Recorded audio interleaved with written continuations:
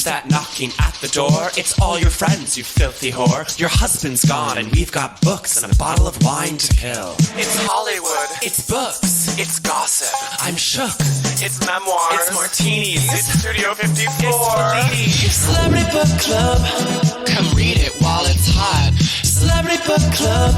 Tell your secrets, we won't talk. Celebrity Book Club. No boys are allowed. Celebrity Book Club. Say it loud and proud. Celebrity Book Club. Buzz me in, I brought the Cuervo. Hey, best friend. How are you on this beautiful Tuesday? Gorgeous, wintry Tuesday. You know, I am doing really, really well. It's been an insanely chaotic week. I know I've been sick. I know you've been struggling with home injuries. I have. You just got back from Miami. I just turned 30B. It's been really wild. For some reason, we haven't seen each other in a long time. And somehow in that week, like, a lot has happened. And I became fully crippled. Can I say that? You can't say anything anymore. You became crippled. You sort of crossed over into middle age. I'm literally like... I have no gray hairs yet, but it's like now I'm like officially middle-aged. Like in the 50s, 36 was considered middle-aged. I mean, in the 40s, 36 was considered dead. And in the 1840s, like... Oh my God, honey. It was a medical miracle if you were still alive. You were certainly missing all your teeth, but those chompers are still looking good from what I can see. But your toe is... Yeah, so I was cleaning my room on Saturday afternoon, and I just kind of walked into a corner of a wall and stubbed that pinky toe, and that little piggy, you know, you can tell I was like screaming for a while, and I was like, oh, this really hurts. And then you're kind of like, an hour goes by, and I finally started during that hour where it was Throbbing, the Tegan and Sarah show on Amazon that everyone has been telling us to watch that's based off the book we did. And you did watch it, and it is really good. I'm obsessed. I would say it's almost like better than the book because you get to see like girl on girl action. Hot. So you see full penetration? No, you don't see like... You don't see finger in vagina? No, it's a little more like teen longing, and just like the styling is really good, and they're in like so many like funky big hoodies. I was going to say, how big are the hoodies? Are we... No, the styling's they're in big like Calgary... Huge Calgary hoodie flannels, massive Jinkos, wallet chains, Smashing Pumpkin t-shirts. Like they're always like borrowing Converse from each other. Damn. And anyway, yeah, and that's my my little TV for review. Obviously, we'll get into more media we love in the VIP lounge. Stay tuned for the Culture Gab Fest. I didn't have the luxury of watching television while I was in Miami, except I did catch like... That's not true. I did catch like 3 episodes of The White Lotus on like HBO in my hotel room, just like randomly throughout the season. And I was like, okay, this is fun. You finally caved in to the rest of us sheep. Bah! Aubrey Plaza. I mean, speaking of Aubrey Plaza. I'm sorry. One fucking note. Yeah, it's like. You're bored. But ultimately, I did only watch 2 episodes, and I look forward to seeing other episodes at other hotels that I'm at, and I'm kind of excited to take that journey. I need to hear everything about Miami. But... And I will tell you all about my trip to Miami in the VIP lounge. I will tell you about the drivers that I had every single day ferrying me around Miami. I will tell you about all the meals I ate at our hotel. I was actually being so White Lotus. And it was just like where you're just like getting driven, only eating at the hotel, like not going out to eat like anywhere else. Not going out to eat. It was like day 4. It's just like, and I'm having the $17 ceviche again. And it's just like by the 4th ceviche, you're just like the cracks are showing. And I feel like you were again, we need to get to the book, but I feel like you were like literally like actually really working. I was literally working. I was interviewing people at crypto events who are... how do I say this? I'll save it for the VIP lounge. I feel like you're like also under an NDA for this event, and maybe we need like a VIP lounge, and I'll break it up. And this is what we also, more media that I consume, that we need to talk about the VIP lounge, which is the Santa documentary that I sent you a clip of. Oh wait, that looked completely insane about like the lesbian queering Santa just being like, I'm sorry, but I'm Dr. Claus because I do. I'm not Mrs. Claus. I'm Dr. Claus. I've been walking around. This is a documentary about making like this League of Santas in New England more diverse. I've been walking around my house just saying, I'm Dr. Claus. Oh, she's from Chicago, the femme. Oh my God. Mrs. Claus, who wants to be called as Dr. Claus. Of course. And just like, she's like, I work and so does Santa. We're not married and we need to make space for folks in the North Pole who aren't married. Just to piggyback off the diversity topic, and we will get into this in the VIP lounge, but as you know, I did go to a tequila party for Dragones Tequila on a yacht owned by the CEO of iHeartRadio, which I will tell you about. But allegedly, according to somebody I was with, the tequila master for this brand is the only lesbian tequila master in the world. The only tequila master in the world. But it's like, tequila master seems like the most lesbian title No, on earth. I know. I was just like, everywhere I go, I'm seeing like the most spiky fedora lesbian bartendress. And I'm like, how is it possible that there's only one? Being like, this is a mezcal from a small village south of Juarez. It's been made by the same. So clearly there's something up if there's only one lesbian. But it may be this thing where tequila master is such a like grand sommelier title where you do need to like pay $80,000 to some certification course to get it, and like there are financial reasons that are preventing our community from getting those licenses. You just have to basically have daddy pay your way to become tequila master. And as we know, lesbians have a tough time building generational wealth. Yes. Because of how much merch they buy. Wait, I'm literally wearing merch right now. This is why you don't own a home. No, it's literally, I'm revealing I'm wearing this. This Nathan's Famous Uncle Sam tee. It was an impulse buy, as most merch happens. I think most are. Were you at like Coney Island when you got that? Yeah, it was like a climate change day, and like me, Maya, friend of the pod, Mia, we're just like doing a Coney Island like ridiculous walk because it was like warm out. Oh, you weren't at an event to like stop climate change. No, we were not like protesting like at the beach with like seals like coming to the shore. Okay, wait, sidebar, just a preview of the crypto insanity. I was like at this event talking to this guy. Everyone is so life coach like psycho drinking the Kool-Aid down there, and this one guy was just like, yeah, actually I'm working in the crypto space and we are doing a beach cleanup and we're actually tokenizing the beach cleanup. So wait, so you can like buy an NFT of the beach cleanup. Yeah, I'm like, what? So I'm buying a fractional piece of a JPEG of trash that you got off the beach? How does this help anyone? Right. It's like how, and it's like, okay, no, I have now stock in this beach cleanup.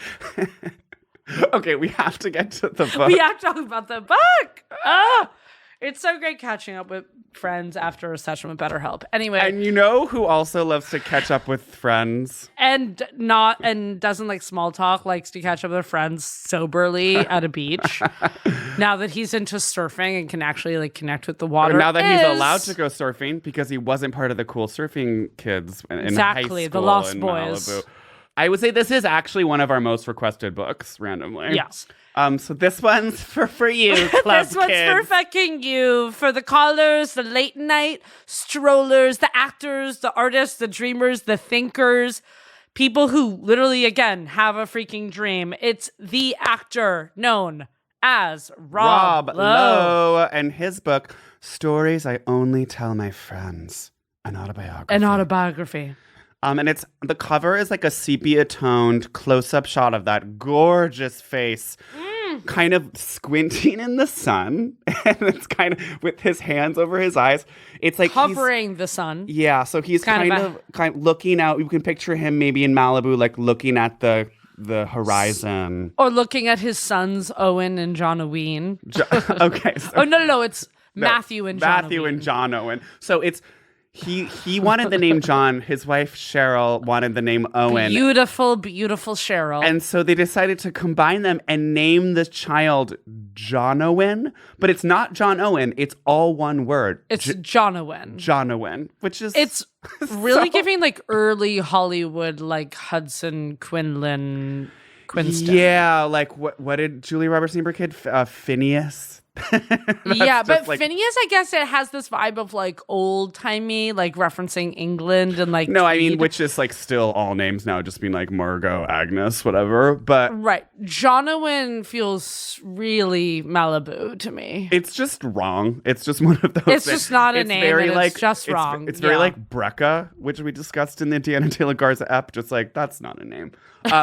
Or Demetria. Okay, and I want to talk about the back of the book, which is the most like insane actor photo I've ever seen. It's Rob Lowe looking, again, hot as hell, like laughing down, looking down in like the most like just distressed dad Levi's jeans. Levi's like button fly like Western shirt. Okay, and also like so many like leather bracelets. He just is so catalog model, and like he'll always be that. And I think that is why like informed his career and why he had the career why he's had the career he has had. And compared to everyone else, like in the Brat Pack and whatever, it's just like he's never really had an auteur moment. And like the most prestige thing he's done is The West Wing, which, you know, is still cheesy at the end of the day. And this whole book is about like him getting the big movie, like The Outsiders, and then like and shooting it for like a year and going through this grueling audition process, and then he's cut from the film. Or like even on The West Wing, like everyone is given a raise but him, and then like and it's like him learning to accept that actually some of his best roles were like not leading roles, which I agree with, which is just like the comedies, Austin Powers, Tommy Boy. And at the end of the day, it's like, you know, because you look at everyone else that was his contemporary, it's like Demi Moore, Tom Cruise, Patrick Swayze, Matt Dillon. All of those people have like extremely like highbrow, like very auteur moments in their career that they can point to of being like, oh, this is something that like everyone agrees now looking back is like a very like chic, cool, smart movie. And like Rob Lowe that defined it. And it's like in this book, he would like talk about these movies that he did, and he's like, and then we started filming like Square Dance, and then we started filming About Last Night, and you're like, never heard of any of these. yeah. I mean, and like I've definitely seen like his bigger 80s flicks. St. Elmo's Fire. I have to say I've never seen St. Elmo's Fire, but I have seen So he was passed over for Breakfast Club by Judd Nelson because John Hughes wanted someone like more of an unknown. I feel like that is another thing that kept on happening to him. Like then he became at some point famous, he became too known to be the like unknown hottie. Yeah. But then like not Tom Cruise enough to be this full. I mean, he also just says, I mean, Tom Cruise, as you know, Tom Cruise is one of my favorite actors, and he's brilliant. I know you love Mission Impossible. I know you love, what's that amazing movie with him and Cameron Diaz? Night and Day. Oh, well, also, also Night and Day, though. The movie where he's a spy, and the whole movie is him, like, drugging her, and then she's, like, waking up on a helicopter being like, what's happening? And then they have to, like, fight their way out of a warehouse. And it's like literally the most dream movie ever. Just like a spy is constantly just like drugging you, but then you become a spy. Okay, I do need to see that. And, you know, it's funny because it's St. Elmo's Fire is more me. Like, I feel like his character in that is like a sexy guy who's a saxophonist who dates Demi Moore. Right, because there's the iconic poster where he's blowing on the sax, and he does talk about how that infiltrated every dorm room, and then he knew he had pierced the zeitgeist. Right. By now, every cool guy wanted to play sax. And then I think I think of like Parks and Rec, honestly, as his like most role that in a way is true to him. He is hot, but he's catalog hot. And that's like his joke on Parks and Rec is like, he's still just like corny. Yeah. Well, and he is so corny. I mean, and this kind of explains his love of the West Wing. So this whole book is like sort of leads up to the West Wing, which is like, you know, inarguably his biggest role. And he like starts out the book talking about like doing this photo shoot for George magazine, like right before JFK Jr. died in that plane crash. Do you remember where you were when John died. I remember, I want to say school, but I do remember, I feel like I remember, like, it was this thing, it wasn't like, oh, my parents were, like, crying about John Jr. dying, but, like, the Kennedys do, and especially if you're from Massachusetts, have that much more effect that it is, like, a little more family meeting, like, something really bad happened today. It is very family meeting. Yeah, like, hey, kids, like, sit down. Well, it's so funny because his mom does that to him for the moon landing, and she's like, she wakes him up. She was gonna change. But yeah, I remember for me, I was with my childhood best friend Ben at his house, and his nanny came and like, you know, we'd been following the story. The plane was missing on the flight to Nantucket, and then like she came, we were like playing video games, and she was just like, they found the plane. Did she say it like that? They found them. She's like, so like, yeah, they found the plane. I mean, she was a little bit more just like, they found the plane. Just like, we all knew it. And we were both just being like, oh my God, that's like so sad.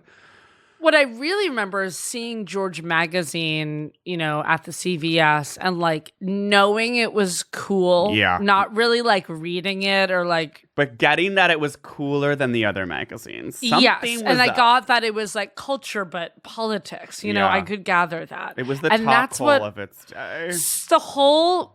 I mean, this book is just also one of the most actor books of just like admiring men and like being an actor and just like he's honestly really like kind of praising the actor like as a star and like getting you to understand why actors are like so important. Yeah. And so it's like the book starts out with like him and JFK Jr. like at a ski resort at like Sun Valley, and he's like they're shaking each other's hands and they're back and having a talk like men like do. He's just like, and like at JFK Jr. is like, how'd you do it, man? And Rob Lowe's just like, man, here's my advice.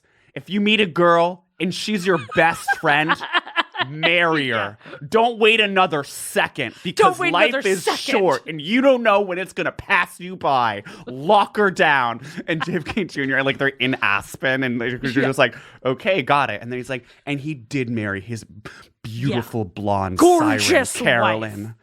And then he did kill her in a plane accident. But he married her. But respect. So the whole book starts out like framing this as this George photo shoot where he's going to do right before West Wing premieres, and he's so proud of the West Wing. And it's also so clear. It's like how people who both worked on the West Wing and love the West Wing like see no distinction between the fiction of the West Wing and their like literally working at the White House and their idealized version of the White House. And I think that as someone who used to work in politics, I remember. Sorry, wait. You used to work in politics? Actually, it's really interesting you bring that up, Lily. Thank you for actually bringing that up because I did. And you've written speeches. Am I correct? Which is Rob Lowe's. I was the Sam Seaborn for Bill De Blasio and Scott Stringer. And my speeches often those would be fundraising emails saying, please donate $20.13 to donate to our 2013 campaign. But I remember my first boss. Do you remember Catherine, my first boss at Scott Stringer? Yeah. Who would make me work from 9 a.m. till 7 p.m. every day. Her ringtone was the West Wing theme song. Oh my God, that's so corny. Because everyone in politics of like my generation, which is different than your generation, now you're 36. Like, Lily, sit down. Let me tell you a story. Once I wrote a fundraising email for Bill de Blasio's wife, okay? You wouldn't understand. Respect your elders. You're Gen X. You don't understand what us millennials went through. But sorry. Some of us are actually gym buddies with Bill de Blasio, so why don't you take a seat? Yeah, me and... you guys are kettlebelling together. Me and Bill, William actually, as I call him, we're biking, not next to each other at the Y the other week, but many bikes between us, but the same row. And there was no one between us except for the bikes, like 5 bikes between us. If that makes sense. I'm biking on the left, he's on the right. And he wired headphones. Not the wired. I love that. Yeah. That's so me when I'm losing my wireless. Totally. I want to talk about when he won the scene where they're all auditioning, basically like all the male stars of the 80s are auditioning for The Outsiders. So Matt Dillon, Tom Cruise. Yeah. and they all get sent to the plaza. They're all like 16 to 19. Okay, so this whole scene, so they basically, so just so our listeners know, so they had a first round of auditions and it was like very intense, and Francis Ford Coppola and like Rob Lowe has to cry, and they're all like, he already knows Emilio Estevez. He like lives next to him in the Sheens in Malibu, and like Martin And they're Sheen always is like already playing football and like drinking beers. I mean, the way he talks is so like montage about an 80s movie, just like very I, Tonya, just being like, Yes. man, it was the best of times, it was the worst of times. We were calling girls, shooting hoops, working out, dropping lewds, drinking beer, he's like- going to the beach, getting in trouble, driving cars, crashing He's bikes. like, yeah, I had my 1968 Mazda. Man, it was all a total. Also, wait, can we talk about how he does the Demi, the classic actor thing, where he's like a hot actor, and he's like, yeah, I was just like a loser, ugly weirdo who was called a fag. Wait, yes, no, I mean, that is his whole like- story. He's literally fat, even though he's like a hot guy, finds a way to be every girl memoir we've ever read, being like, I was gangly and awkward and weird, and I wasn't allowed in the coolest place on the bus, and all the surfers hated me because I was a faggot and I wanted to be an actor. And though, you know why I do also think this happens? Because like a Rob Lowe and a Tom Cruise, when we see them on screen, it's about proportions for TV. Because Yes. like in person, they are like Small. tiny and like the Yes. head is too big. Yes. And so maybe they're at all Malibu tiny High, little bobbleheads, yeah. the like taller blonde surfers were hotter, and they were like, who's Yeah. this guy with a big head who loves Liza Minnelli? Wait, and can I bring up a point just as a sidebar? Oh, please. All boys are really gay, like pre-16, I feel like. I feel like there are a lot of like 7-year-old boys you see that you're like, damn, is he gonna be gay? And then he turns out actually really You're straight. describing just like normal biology. Just like, yeah, you don't get flooded with testosterone and your balls don't drop until you're 13. So yeah, at 7, you do seem like a faggot. But in You're like, memoirs, they've got these little high voices. okay, but I'm saying with like bio cis little girls, you're not like, okay, you guys are all lesbians. Yeah, I mean, kind of, but also like so many girls are tomboys. Okay, but yes, also you're right. I think part of it is because society teaches men. Yes. Right. No, that's so that book Boys Can Cry, but mainly my story was that Boys it's are so funny naturally that more sensitive, and then they're taught to be like, stiffer. And, toxic. toxic. Rob Lowe is obsessed with Liza Minnelli as a child. Okay, well, the Liza Minnelli meeting scene where at 29, he's like a child and he's like going to so many auditions. His mom is, I just feel like the mom in this story is the same as every mom in every story, and is also the In same as bed, every mom I know wine, in real life. It's pills. also No, just, I know. like literally every mom is just like, and then she entered a period of her life where she was in bed for 5 hours a day. It's like made me think of a few moms you and me possibly know. It's No, like, it was that stage where where a mom was just in her bedroom for 5 hours a day. It's just like all moms are always doing this, being like, I'm sick and I don't know why. And then it's just like, this is the story. Moms are tired, dads are gone. That's the toxic masculinity. And it's just like, it never, patriarchy, yeah. it never Once ends. it hits 40, like now, moms are like, I'm And then she absolutely becomes tapping like out. so new age and oils and like wearing an oxygen mask around LA. And, like, she's always marrying like, her yeah, analyst she marries her analyst, who she like meets at a special at an allergy hospital. It's also very early Scientology 70s cult where it's Yeah. like, I met a man and he helps with allergies, and it's actually like an allergy cult, and like there is like a Netflix doc about it. But I mean, the analogs to today are just like so many. It's just so like, okay, and now it's so wellness, and it's just like every mom now just being like, my son has 17 peanut allergies, Yeah. and now we can only have essential oils in the house. What I'm just happened to like, freebase and peanuts, huh? Thank you. What happened to letting your kid get fucked up on the playground? So the mom, they moved to LA with the psychiatrist. His dad is like an Ohio pimp, which is like, again, the most classic story where he's like banging every woman who works at his like chain of grocery stores and drives a Cadillac and plays golf. When he was in that like local troupe for like teens, and there was like a hot girl in a dinosaur costume, like the local like weather station, and then he later found out that his dad was banging her. And he was like, Legend. Legend, Dad. My dad was a legend. Was banging this like blonde chick in a dinosaur costume that was like working with kids for like WGBH. It's like random. Okay, anyway, he does meet Liza Minnelli. She's fabulous, and she's drinking so much wine and chocolate, and then just being like, kid, like, you're gonna be an actor one day. And she's like, what do you want to do, kid? Bites chocolate and is like, I see it in you. Well, just go after it. And he was like, man, I love Liza Minnelli. Celebrity Book Club.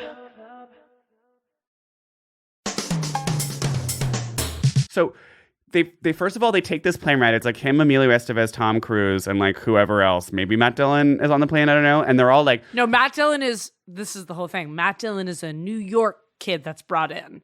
So Matt Dillon is like not at the hotel yet. They're all at the plaza and they're all like sharing rooms. 15-year-old Tom Cruise calls his agent and starts screaming at his agent, being like, they're making us share rooms. Like, what the fuck? This is not acceptable. Like, thank you, Pauline. Hangs up. yeah. And they're all like, who is this insane tiny businessman?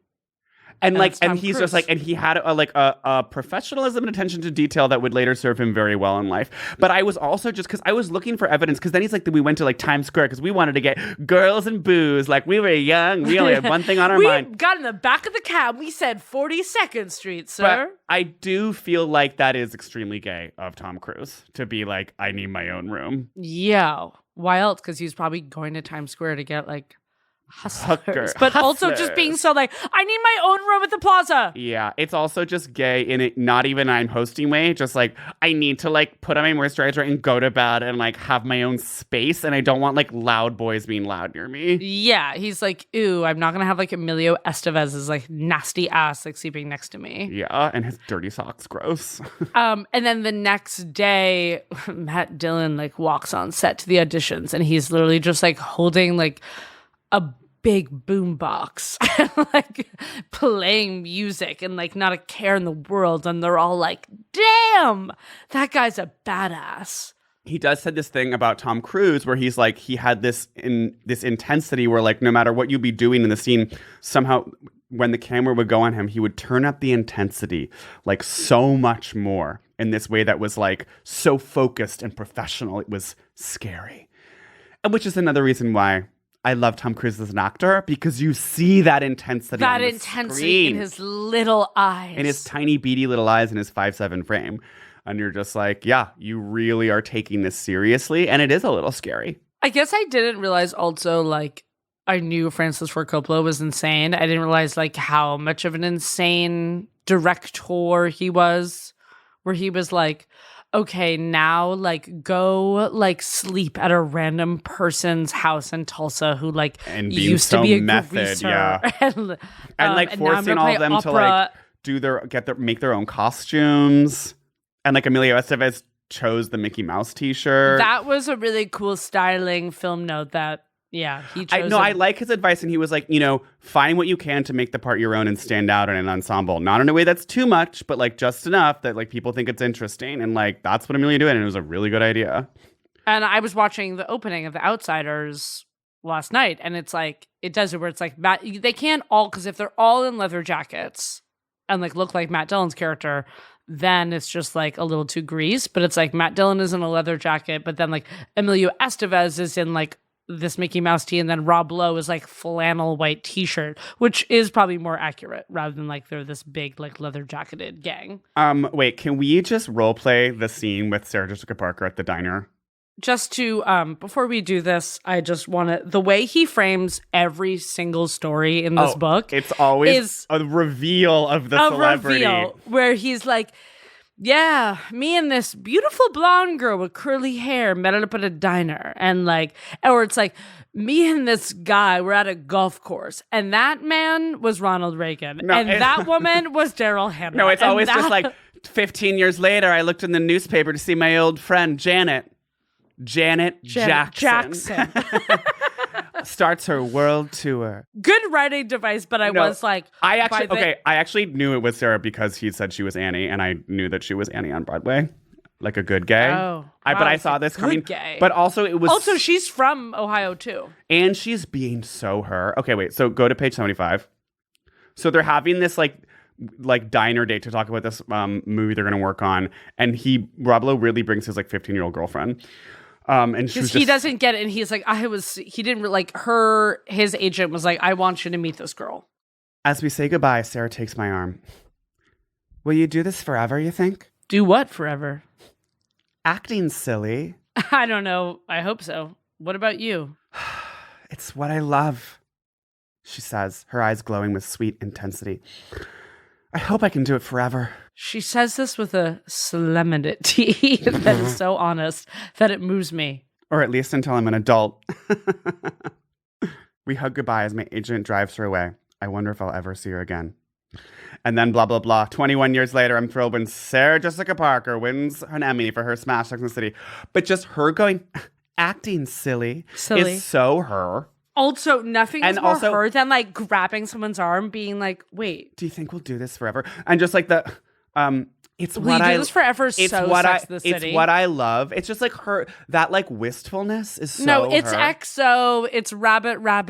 It's what I love. It's what I love. And she's tossing her big curly, her curls. Acting silly. Waves, maybe skips a little. She's in leg warmers. Yeah. Gets back. And the agent also is like in this car waiting outside the diner. While these like 15-year-olds like have a weird lunch. Okay, I love these windows. I guess I'll just say this book is so actor because he's actually just never revealing the actual details. The way he doesn't describe sex is so annoying. No, I know. But people, thank you, applause. People, and this is not an insult to any of the people who recommended it as like this salacious Hollywood book. It's like, it's kind of just like film actor nerd salacious. It's literally just being like, and that's how freaking, Bernie Bilstein directed. Like, yeah, it's just so fucking unclear because I just like can't tell how actually sexual he is. And he's like, I was out of control. And then he has this whole romance with the princess of Monaco, Princess Stephanie. Monaco. And he's like, we were getting up at noon and then staying out in the nightclubs in Paris till 5. But again, it's like not describing sex. It's like Janice Dickinson describes how big everyone's penis is. Jennifer Lewis describes how big everyone's penis is. Demi is like, we have this threesome. He's like, he was like, things were crazy. And like this whole book is also like framed around his sobriety. And it's like, again, in this like really Hollywood way where he's like, things were literally out of control. Vodka tonics, dinner. No, I know. And I'm just and then I actually started working out in the morning with this guy who was shot.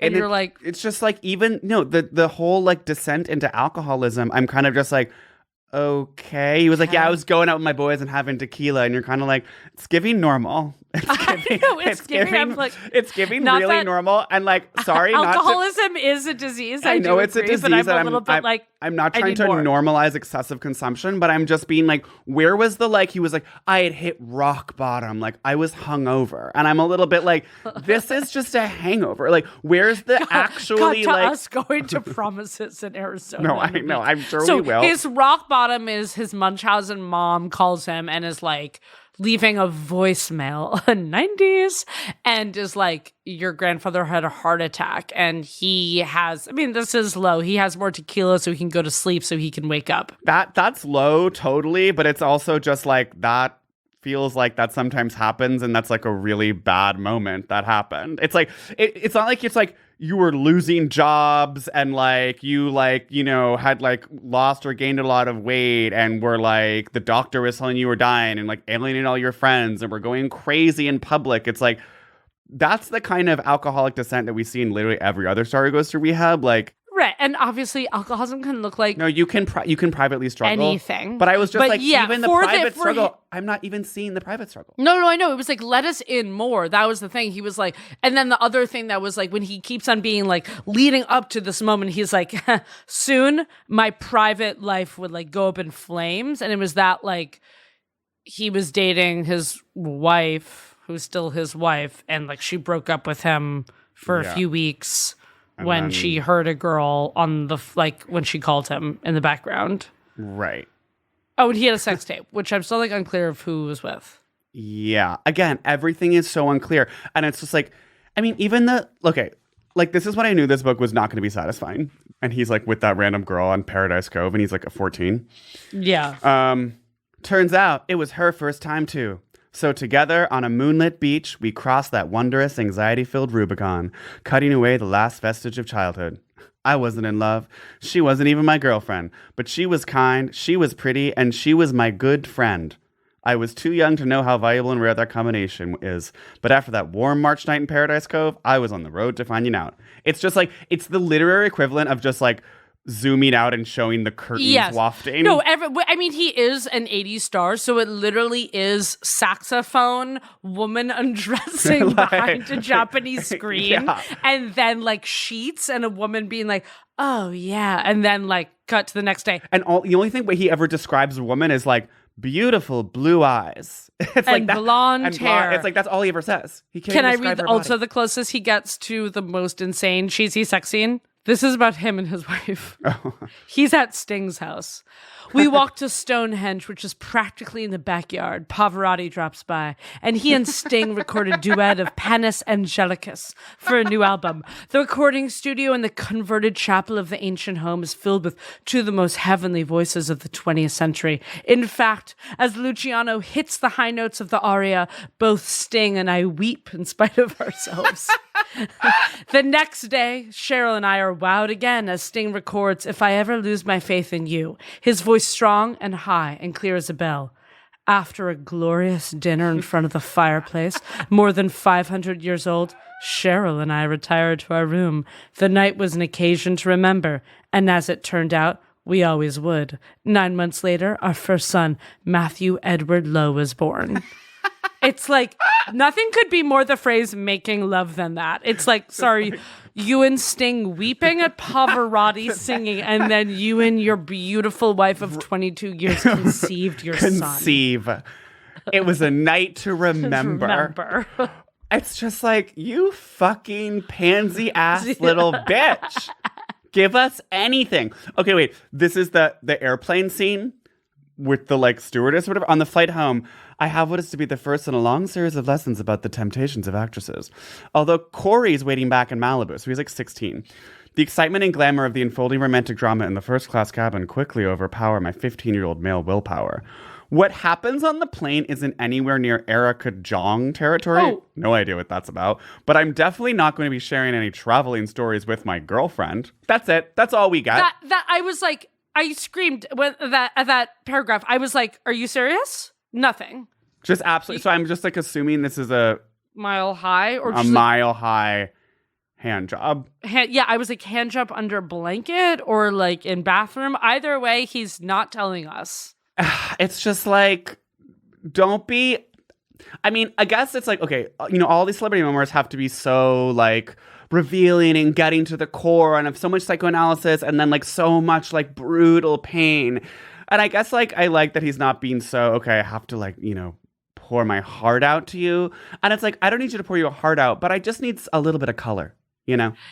Yeah, it's kind of like filled with all these vivid like stories. In some place it does get page turny, but yeah, it's like there's a wall up. And it's like he does talk about his mother's. I mean, the closest he goes when he was like, I get triggered by PJs still to this day because of my mom. Because of my mom just like being tired and sick in PJs and like weirdly writing her journal for like 6 hours a day. I wish I had this page, but he talks about how like someone was quote unquote, like he's like has this whole page where he's like, and by the way, if you ever hear about a star being like quote unquote a diva on set, it's only for 2 reasons. He was like, 1, they have an alcohol problem or like are on a mental break. 2, like every single direction when you're a movie star, people, it was very woe is me. Like people are trying to get something from you. I've worked with the biggest stars, Brad Pitt, Jennifer Garner, and they are the classiest people on set. You're I was like, wait, when did you and Jennifer Garner work together? We also had the thing where he was like, I feel like some, you know, this reminds me of the scene where he was like, you take on a role and it becomes a part of you. And for him, like St. Elmo's Fire was that because he got to be like, finally got to be the Chad, finally got to be like the popular guy. And he was like, and I wanted to be this like slick ladies man, like Playboy forever. And then I was like, it reminded me of a tweet from not friend of the pod. George Owen was once like, I feel like Jennifer Garner went into character for Catch and Release and never came out. because she was in this like weird Christian movie in like '08, and it's just like she's been in this weird Christian place ever since, and now she's so just like, I have my farm company, and like only makes like the weirdest like positive movies. Only like actually like sponsored by like weird Christian, like sponsored by churches, and like her baking videos. I don't know if you ever watched them. Of course. It's where she's just Jennifer like Garner's pretend cooking show, and she's being so like, oh, oops, shucks. Yeah, and she's always being like, oops, I'm a mess. And it's like a little bit of flour. A little bit of flour in her counter. absolutely massive like marble kitchen with 18 islands. Just, By like, the way, I stand randomly mixers made everywhere. banana bread this morning, just as an FYI. What? Yeah. You just got up and you were like, morning banana bread for my 7 boys. I feel like it's so TikTok, like, yeah, and that's what ADD looks like, because I had like 30 more pages of like the book to read, and I was like, what if instead I'm super random and made banana bread? Okay. Other scenes I want to get to. I mean, I guess there's a lot of like other celebrities when he like Daryl Hannah reveals she's a virgin, whatever. Yeah. The scene with Andy Warhol was kind of haunting and sad in this way that every Yeah. story of Andy Warhol is. When they like all go to a restaurant and they're all like drawing, and oh no, it was so like it was weird weirdly demented gay guy where he was like, let's all draw pussy. and like everyone get out a crayon, and so it's just like Andy and Rob, and who's the woman? It's like some like some like debutante or whatever of the day, and they're like at some cafe by Central Park, and like Rob Lowe draws like a really photorealistic vagina, and then Andy Warhol's drawn a cat, and he's like, A little cat. now that's a pussy. And it's just like, there's something really childish and creepy about the whole thing. And I'm just like, It's kind of, yeah, Andy's- deranged Michael Jackson vibes. Like, I have like so many people just around me at all times. He's so Another tragic. really sad, haunting moment that I like, laughed at because I love him so much, but it was really sad where he talks about going out to dinner with Chris Farley. oh, that was a great little thing about Chris Farley. Yeah. Yeah. He goes, not surprisingly, Chris is a guy of huge appetites. The man has a shot of espresso before every close-up, which I'm obsessed with. Not before every scene, but every take. And so I shouldn't be taken back by his order at our dinner. But as Spade and I stare in disbelief, Farley eats 2 giant porterhouse steaks on the table of those old-school iced individual squares of butter. Chris places an entire square on top of each bite in both of his steaks. Finally, I can take no more. Chris, what the hell? I say as he places another cube on top of another mouthful. He giggles like a baby. It needs a hat. I mean, that's funny. And it's really sad. And that's also so the meal that killed James Gandolfini. The 2 terrines of foie gras and the peach flavor shrimp. I thought this part was very, very perceptive about Chris Farley. Unfortunately for Chris, he's unable to develop the muscle needed to say no to those who want him to remain the funny fat goof.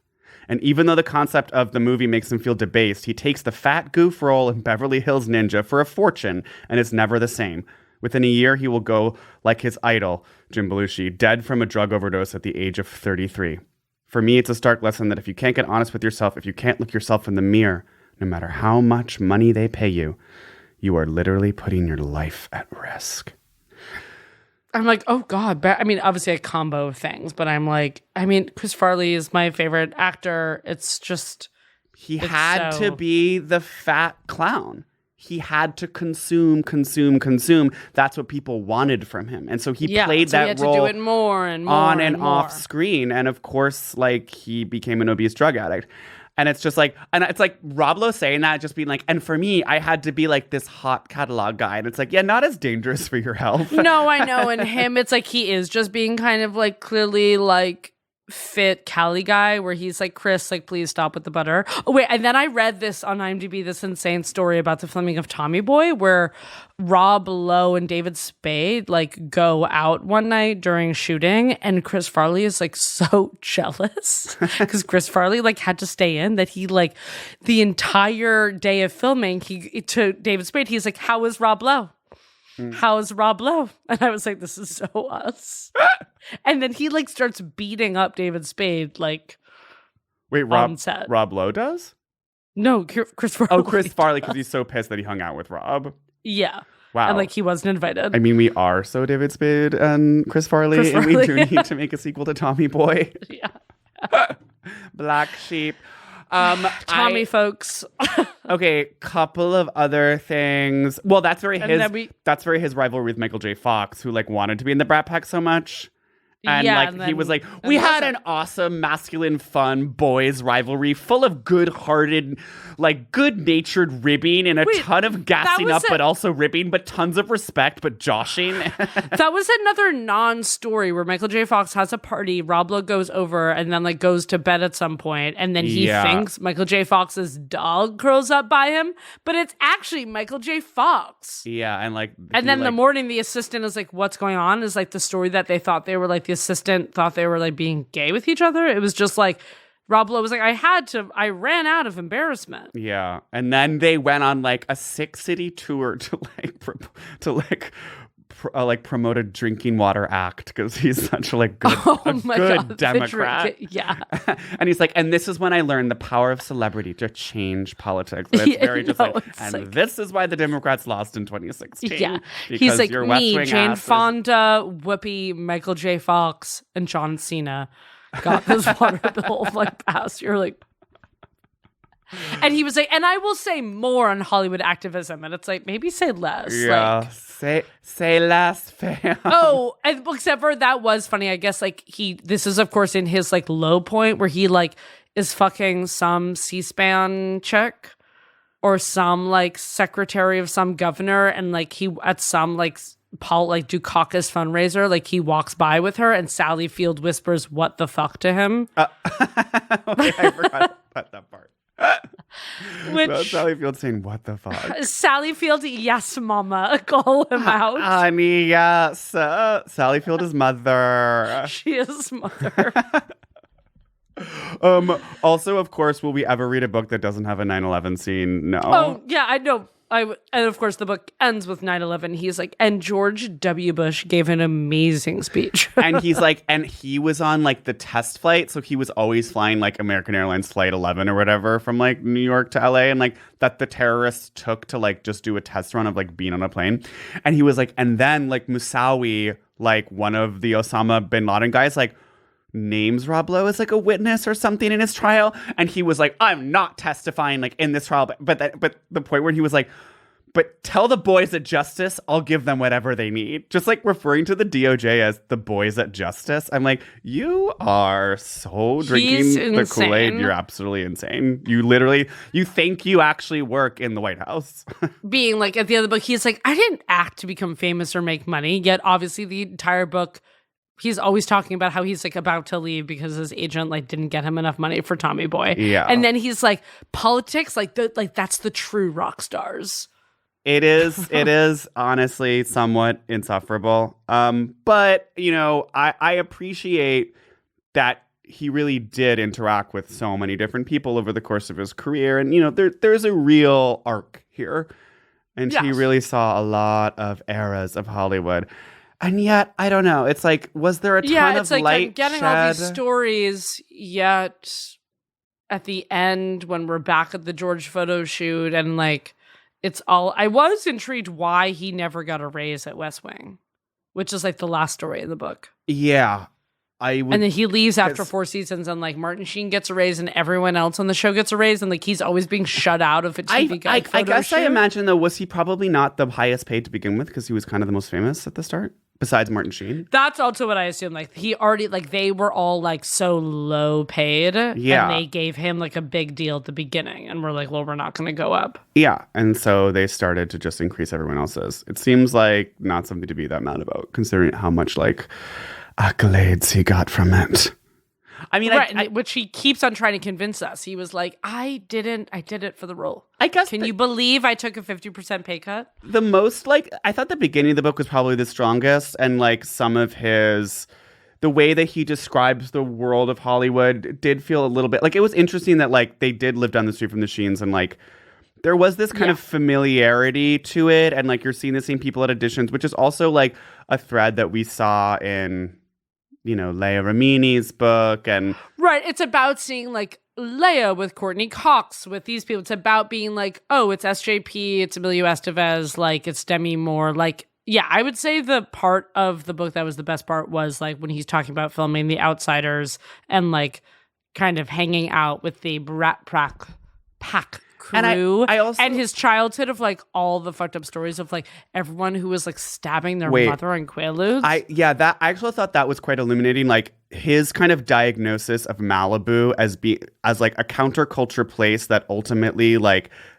catches up to itself, and the sort of the darkness of being on the outskirts of society means that like there isn't like supervision and there isn't like an institutional like culture that's binding people together and providing a sense of security. So this is like he's talking about all the kids who like randomly die in his hometown, or not hometown, but like in Malibu where they moved when he was later. The ranks of the Lost Boys of Malibu grew at a steady rate. Shane, the sweet, goofy kid from my woodshop class, went home one day, snorted rat poison, thinking it was cocaine, and died instantly. Sam, a young kid from Point Doom, lost control of his 10-speed on the way home from school and impaled his head on a tree. He bled to death hanging from the trunk of a eucalyptus on Bosnell Drive. An older kid at school dropped out suddenly and moved away entirely. We later learned his dark story. Hitchhiking on the Pacific Coast Highway, he had been picked up by a man, driven to a remote canyon, tied to a tree naked, and had his pubic hair plucked out one by one with tweezers. There was also my brother Micah's friend, the animal lover. Scuba diving at night with his girlfriend, he decided to rescue lobsters from a lobster trap. He got his hand caught in the mechanism and eventually ran out of air 60 feet below the surface while his girlfriend struggled unsuccessfully to release him. And there was my buddy Tony, who heard a gunshot from a garage in Malibu and rushed inside to investigate. He found a high school kid, his intestines hanging out from a self-inflicted shotgun blast. Within a few years, my friend Tony would be dead too from a weird new cancer. It would be another few years before they figured out what to call it. Sadly, AIDS was around way before the death of Rock Hudson. It's like, okay, insanely chilling 2 paragraphs. That was so chilling. And I do think it's this thing that you hear Gen Xers talking about is like how they were the generation that like was running around and like dying and like getting killed by serial killers, which is I think why also Gen X ushered in like helicopter parenting that we see today. That is being Yes. Celebrity Book Club. Segments I only tell my friends. What does she eat? What does she eat? What does she wear? How does she live? Does she live? I mean, what does she eat? I feel like he's just so macro, like California cooking, avocado quinoa to me, like fresh salmon. Like I feel like Cheryl is making like a miso salmon. Yeah, I think he's watching his weight. I think he has a trainer. Yeah. And he's obviously aghast at like someone who's having 2 steaks and like a bottle of red 2 wine. porterhouse steaks is a lot at night. I mean, he is, and he's sober, as we know, and it's fresh Santa Barbara home style cooking, salads, salmon.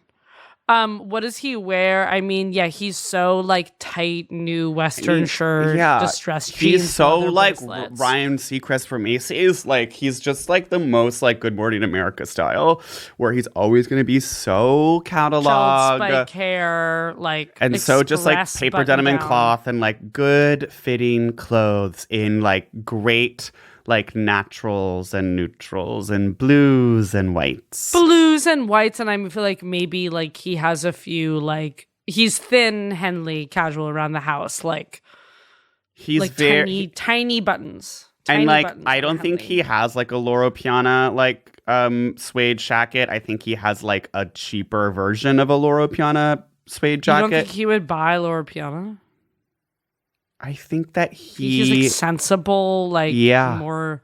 I think he's just more a classic like Ralph Lauren suede. Yeah, that's what I'm saying. Jacket. I think that he's just like not the expensive version because he's like that seems like a little bit of an indulgence, and I'm saving for Johnoween. I'm saving for Johnoween's Collegeoween, and I don't want to be like I think it's crazy. More like custom surfboard and like saving the water. He definitely has an awesome custom surfboard. Yeah. I feel like he would get it. Wait, do you know Rachel Lord, right? Well, that's what I was thinking of. That I feel like we heard about the custom for Glennon. I feel like she made him a custom surfboard. Friend of the pod, like, Rachel Lord. How does she live? Yeah, I feel like it's California rustic. Like he lives in Santa Barbara to like get away from Hollywood. And I think it's like... Oh, because he loves Santa Barbara. That's what's also so nerdy and old about him. It's like Santa Barbara's so 85. Well, that's what when he says in the book, he's like, everyone who lives there is old. Did I care? No. Did I know anyone there? No. That's also so man, too, to be like, I don't care. I'm taking my wife to this weird town where we don't know anyone. Yeah, and they just like play backgammon every night. Losers. Okay. Look, I'm actually going to give a rating I don't usually give. Yes, I did read this book in a day and it was a page turner, but something gave me a bad feeling about it, and I'm giving it, honestly, 2 surfboards out of 5. Wow. But it's also like is a lot better than some of the books we read. But I think in terms of this big Hollywood book, as I was saying, like I'm just like, there's walls up and it's reporting for duty as a really vulnerable book. Yeah. I don't think it is. That's so accurate. It's literally reporting for duty as a vulnerable memoir. And it's not that vulnerable.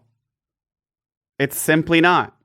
I will give it like 3 canceled sitcoms about a Pilates instructor who solves crimes out of 5, only because I did appreciate some of the writing in some places. It felt...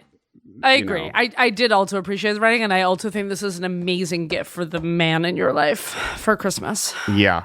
Or Hanukkah, or whatever you celebrate. Or Diwali, or wherever you do roam and celebrate. Oh, wait, who are you in the book? Should I say it? Am I Chris Farley? Well, you've already outlived him, so congrats.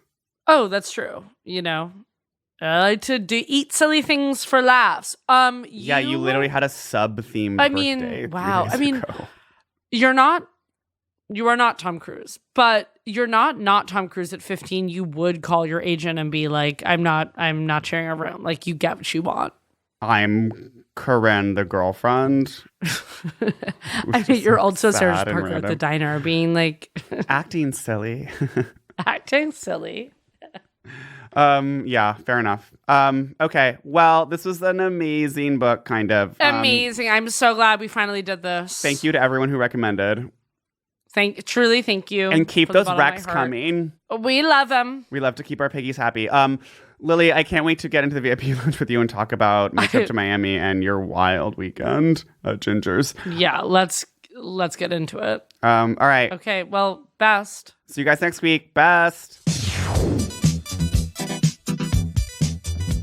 Celebrity Book Club is presented by Prologue Projects. The show is produced by Benjamin Frisch, with editorial support from Leon Nafok, Andrew Parsons, Arlena Revelo, and Madeline Kaplan. Our production manager is Percia Verlin. Original theme song by Stephen Phillips Horst. Artwork by Teddy Blanks at Chips NY. Follow us on Twitter and Instagram at CBC The Pod. Subscribe on your favorite podcast app. Leave us a review, and don't forget to tell your friends, well, about us. And don't forget to go to patreon.com for access to the VIP Lounge, our exclusive bonus podcast.